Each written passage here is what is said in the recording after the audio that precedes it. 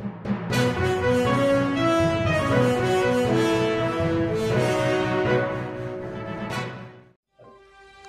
सोलापूर न्यूजमध्ये आपल्या सगळ्यांचं स्वागत। सोलापूर जिल्ह्यातील बार्शी तालुक्यात एक धक्कादायक घटना समोर आली आहे।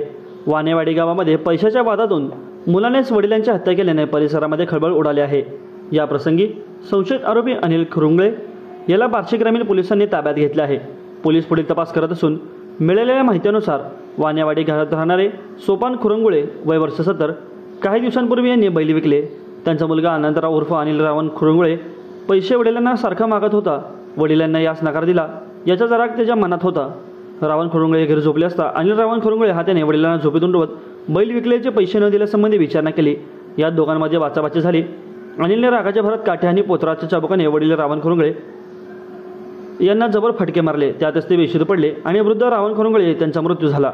अनिलने वडिलांना बेदम मारहाण केली की मारहाणी दरम्यान झालेल्या जखमांमधून घरात रक्ताचा पाठ वाहिला। वडिलांना रक्तबंबाळ करून अनिल खोलीत जाऊन झोपला। जेव्हा गावकऱ्यांना खुरुंगळे रक्तबंबाळ अवस्थेत घरात पडलेले असल्याची माहिती मिळाली तेव्हा त्याने अनिलला जागे केले।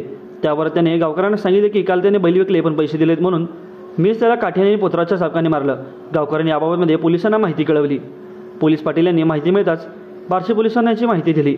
पोलीस घटनास्थळी दाखल झाले व त्यांनी मृत्यू झाल्याचं निष्पन्न झाल्यानंतर मुलाला ताब्यात घेतला असून मृतदेह शवविच्छेदनासाठी बार्शी ग्रामीण रुग्णालयाला पाठवण्यात आले आहे। माझं सोलापूर न्यूज या यूट्यूब चॅनलला सबस्क्राईब करा आणि बेल आयकॉन प्रेस करायला विसरू नका।